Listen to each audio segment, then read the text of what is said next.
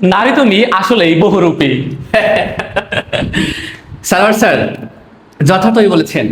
তোমরা যারা admission seeker রয়েছো আর জব সিকার রয়েছো, অবশ্যই তোমাদের নারী বিষয়ক কিছু এক কথায় প্রকাশ কিন্তু জানতে হবে। আর এখান থেকে প্রশ্ন কিন্তু পাবলিক পরীক্ষায় প্রচুর পরিমাণে আসে। শুভঙ্কর স্যার বাংলার জনপ্রিয় শিক্ষক, উনি আজকের এক স্লাইডের মাধ্যমে নারী বিষয়ক এক কথায় প্রকাশ শিখিয়ে দিবে। সো তোমরা যারা অ্যাডমিশন সিকার রয়েছো অথবা জব সিকার রয়েছো, অবশ্যই অবশ্যই এই বিষয়টা একটু ভালো করে নোট করে রাখবে। এখান থেকে অবশ্যই অবশ্যই প্রশ্ন আসবে। শুভঙ্কর স্যার, আপনি তাহলে স্টুডেন্টসদের এই বিষয়টা শিখিয়ে দেন। ধন্যবাদ। আসলেই নারী অনেক বহুরূপী। তো দেখ, ভিতরে ক্ষোভ রাখা দরকার নাই, চলেন আমরা নারী সম্পর্কে বিস্তৃত বিষয়গুলো এক কথায় প্রকাশ বিষয়গুলো আমরা জেনে নেই। আচ্ছা, তার আগে তুমি অ্যাডমিশন পরীক্ষার্থী হও আর চাকরি বাকরির পরীক্ষার্থী হও, বুকে হাত দিয়ে বলো তোমার কি 1 নম্বর লাগবে? 1 নম্বর যদি লাগেই, তাহলে শুভঙ্কর স্যারের এই যে এক স্লাইডে নারী বিষয় এক কথায় সমস্ত প্রকাশ, এটা আমরা এক মিনিটে সমাধান করব। চলো শুরু করি। এবং 1 নাম্বার বেসিক পেতে গেলে অবশ্যই এইটা তোমরা সুন্দর করে নোট করে রাখবা বা ক্লাস শেষে স্ক্রিনশট দিয়ে রাখবা। চলো, আমাদের প্রথম যে কথাটি, যে নারীর হাসি সুন্দর তাকে বলা হয় সুস্মিতা। যে নারীর হাসি সুন্দর তাকে কি বলা হয়? সুস্মিতা। যে নারী প্রিয় কথা বলে তাকে বলা হয় প্রিয়ঙ্গদা। যে নারীর হাসি কুটিলতা বর্জিত তাকে বলা হয় সুচিস্মিতা। কি বলা হয়? সুচিস্মিতা। যে নারীর বিয়ে হয়নি তাকে বলা হয় কুমারী। আর কুমারীর পুত্রকে বলা হয় কানিন। কুমারীর পুত্রকে কি বলা হয়? কানিন। যে নারীর বিয়ে হয় না তাকে বলা হয় অনুরা বা আইবুড়ো। দুটা কিন্তু আলাদা। একটা হচ্ছে যে নারীর বিয়ে হয়নি, এখনো ভবিষ্যতে হতে পারে, সে হচ্ছে কুমারী। আর যে নারীর একদমই বিয়ে হচ্ছে না বা হয় না তাকে বলা হয় অনুরা বা আইবুড়ো।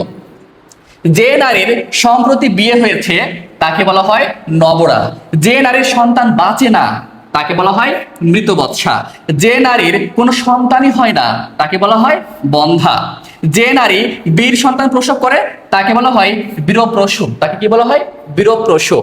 এরপরে দেখো, যে নারীর স্বামী ও পুত্র জীবিত তাকে এক কথায় বলা হয় বীরা বা পুরন্ধ্রী। বীরা বা পুরন্ধ্রী। আচ্ছা, এরপরে দেখো, যে নারীর স্বামী ও পুত্র নেই অথবা যে নারীর স্বামী ও পুত্র মৃত তাকে কি বলা হয়? অবীরা। তাকে কি বলা হয়? অবীরা। যে নারী কখনো সূর্যকে দেখেনি, যে নারী কখনো সূর্যকে দেখেনি তাকে বলা হয় অসূর্যম পশ্যা। কি বলা হয়? অসূর্যম পশ্যা। যে নারী ভৎসা প্রাপ্ত তাকে বলা হয় ভৎসিতা। কি বলা হয়? ভৎসিতা। যে নারীর অক্ষিতে বা চোখে কাম তাকে বলা হয় কামাক্ষী। তাকে কি বলা হয়? কামাক্ষী। যে নারী আজীবন সদভা তাকে বলা হয় চিরায়ুষ্মতী। কি বলা হয়? চিরায়ুষ্মতী। অর্থাৎ যে নারী আজীবন সদভা। আচ্ছা, যে নারীর স্বামী বিদেশে থাকে তাকে বলা হয় প্রসিত ভর্তৃকা। তাকে কি বলা হয়? প্রসিত ভর্তৃকা। যে পুরুষের স্ত্রী বিদেশে থাকে তাকে বলা হয় প্রসিত পত্নী বা প্রসিত ভার্য। প্রসিত ভার্য। যে নারী অন্য কারো প্রতি আসক্ত হয় না তাকে বলা হয় অনন্যা। তাকে কি বলা হয়? অনন্যা। যে নারী সাগরে বিচরণ করে তাকে বলা হয় সাগরিকা। কি বলা হয়? সাগরিকা। যে নারী নিজে বরণ করে নেয় তাকে বলা হয় স্বয়ংবরা। আমরা প্রাচীনকালে বা মধ্যযুগে দেখি যে রাজা তার মেয়েকে বা কন্যাকে বিয়ে দেওয়ার সময় কন্যারা কি করতেন? বিভিন্ন রাজপুত্রদের নিজে বরণ করে নিতেন বা পছন্দ করতেন। ওটাকে বলা হচ্ছে স্বয়ংবরা। যে নারী বীর তাকে বলা হয় বীরাঙ্গনা। যে নারীর 2টি মাত্র পুত্র তাকে বলা হয় দ্বিপুত্রিকা। যে নারীর সতীন বা শত্রু নেই, যে নারীর সতীন বা শত্রু নেই তাকে বলা হয় নিঃশক্ত। তাকে কি বলা হয়? নিঃশক্ত। যে নারী চিরকাল, এখন এই চিরকাল বলতে বিবাহিত বা অবিবাহিত থাকতে পারে, চিরকাল যদি পিতৃগৃহ বাসিনী হয় তাকে বলা হয় চিরন্ত। তাকে কি বলা হয়? চিরন্ত। যে নারীর স্বামী দ্বিতীয় বিয়ে করেছে তাকে বলা হয় অধিবিন্যা। তাহলে অধিবিন্যা বলতে কাকে বোঝানো হয়? যে নারীর স্বামী দ্বিতীয় বিয়ে করেছে। যে নারী জীবনে একটি মাত্র সন্তান প্রসব করেছে তাকে বলা হয় কাকবন্ধা। কাকবন্ধা বলতে যে নারী জীবনে একটি মাত্র সন্তান প্রসব করেছেন। যে নারী সুন্দরী তাকে বলা হয় রামা। তাকে কি বলা হয়? রামা।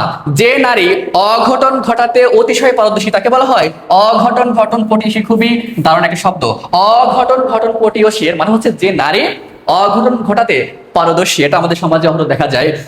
নারীর লীলাময় নৃত্য তাকে বলা হয় লাস্য। তাকে বলা হয় লাস্য। আর সর্বশেষ অতি বৃদ্ধা নারী তাকে বলা হয় বড়াই। তাকে কি বলা হয়? বড়াই।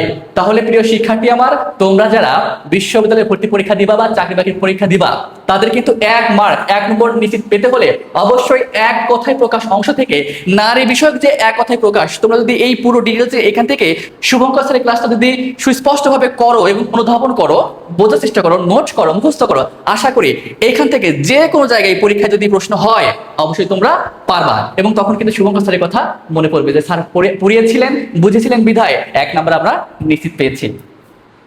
নারী আসলেই বহুরূপী। ধন্যবাদ।